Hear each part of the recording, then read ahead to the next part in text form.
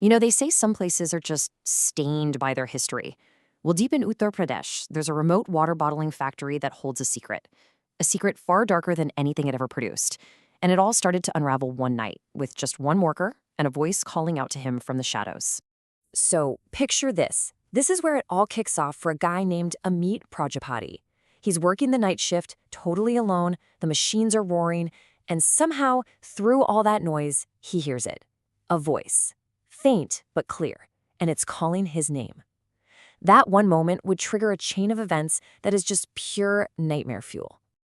All right, so let's set the scene. We're talking 2025, in a little village near Barbunki. Amit's pretty new to this job. He's a machine operator. And look, it seems like a normal enough factory, except for one very, very strange and very strict rule. So get this. The factory had this upstairs office that was always, and I mean always, locked. The workers were told flat out, you do not go up there, ever. Apparently it belonged to the owner's brother, but here's the thing. Nobody had ever seen the guy. So right from day one, that room was a total mystery. So, back to that night. Amit keeps hearing his name over and over. He's thinking, it's got to be a coworker messing around or maybe somebody needs help.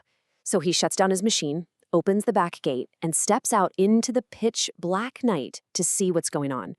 And there's nothing. Absolutely no one is there.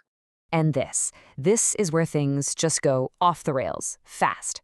He calls out, but there's no answer. As it turns to go back inside, bam! The only light bulb outside just explodes, plunging him into total darkness. He gets back to his machine, completely rattled, and then he glances at its polished metal surface. And in the reflection, he sees it. A towering figure, gotta be 7 feet tall, standing right behind him. Before he can even process it, it attacks. I mean, what would you do? Amit is battered, he's terrified, he doesn't even think. He just runs for his life. And as he's sprinting out of that factory, he takes one last terrified glance up.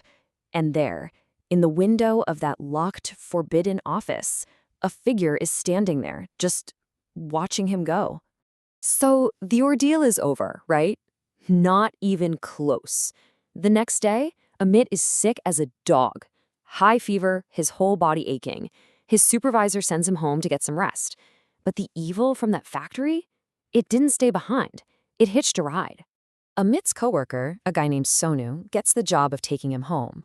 And they're already so spooked that they actually take a longer route just to avoid passing a couple of local cemeteries. But it doesn't make a difference. As they're getting close to their village, they hear this horrible, painful cry for help coming from a huge peepal tree. They are both so terrified that Sonu just refuses to go home alone. He decides to stay the night at Amit's place. That night, things get even weirder at Amit's house. His family is completely freaked out. They have no idea what's going on, so they do what you do in these situations. They take him to a local Malvi, a cleric, and he's the first one to give them an explanation. He says the factory is being haunted by 4 spirits, souls of people who died unnatural deaths, and they're desperate. They're looking for a body to possess. And for a little while, with the cleric's help, it seems to work. Amit starts to get better. But here's the terrifying part. The spirits, they didn't leave. They just switched targets. His friend Sonu, the one who gave him the ride home, suddenly falls incredibly ill. The entity, whatever it is, has latched onto him. And what happens to Sonu is just a complete descent into a waking nightmare. He starts seeing things, 4 shadowy figures following him everywhere. He tells Amit about this absolutely horrifying vision he had. He said he woke up from a nap only to see his own funeral happening right there in his house, with his family crying over his dead body. He's trapped in this vision, totally paralyzed. He tries to shout to his cousin, who's there preparing his funeral beer, and when his cousin turns to look at him, his eyes are just completely unnaturally white. Can you imagine? The sheer horror of that moment makes him pass out cold. His family is absolutely desperate now. They go back to the Malvi, who basically says, "This is way above my pay grade." He admits this force is too powerful for him and sends them to a tantric, an occult practitioner. This tantric performs a big ritual, even involves animal sacrifices, and it seems to work for a bit. It temporarily binds the spirits, but even he says he can't get rid of them for good. But after that ritual, whatever it did, it wasn't enough. Sonu's decline becomes so rapid, so horrifying. It's like his personality is just gone, replaced by these other voices speaking through him. They find him just standing on the edge of the roof like he's about to jump. His body just withers away like something is literally draining the life from him. His family was making plans to bring in even more help, but they were too late. One morning, they went to wake him up and found that Sonu had died in his sleep. Sonu's death? Well, that changes everything. For Ahmed and the other workers, this isn't just some ghost story anymore. This is personal. This is murder. And they are convinced the answers are waiting for them back at that cursed factory. So, fueled by this mix of grief and just sheer anger, Amit and a couple of other workers make a pact. They wait for the supervisor to leave, and then they decide they're going to do the one thing they were forbidden from ever doing. They're going into that locked upstairs office. They manage to get the door open, and the police is just caked in a thick layer of dust. It looks like no one's set foot in there for years.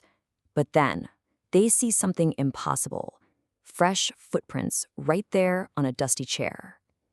Suddenly, the ceiling fan just whirls to life, all by itself. They rush to the switch, but it does nothing. It won't turn off. And then all three of them feel it at the exact same time, this heavy, menacing presence in the room. They know, without a doubt, they are not alone. And that feeling, that unseen presence in the room, it finally leads them to the factory's darkest secret. The real reason for everything that's been happening. It all comes down to one number: 4. That's the number of workers the factory owner had murdered and secretly buried right there on the property years ago. So here's the whole ugly story. Years ago, the owner straight up murdered 4 of his workers. To keep their vengeful spirits from coming after him, his brother would perform these rituals every year to appease them. But 2 years ago, that brother was found dead, mysteriously, in that very same office. With no one left to perform the rituals, the spirits grew angry, they grew powerful, and they became active again. And once a secret that dark gets out, well, there's no putting it back. The story of the murders, the rituals, the hauntings, it spread through the area like wildfire. And that pretty much sealed the factory's fate for good. And today, the factory just sits there, silent, abandoned. The owner apparently tried to reopen it, but nobody would stay. Workers would last maybe a day or two before fleeing in terror. Now, the shutters are down for good. The land has been left to the restless souls buried just beneath the surface. And really, the story of this factory in Sursanda, it leaves you with this really chilling question. It's not just about ghosts or spirits. It's about the mark that extreme violence leaves behind. It makes you wonder, can an act of evil be so terrible that it poisons the very ground it happens on forever?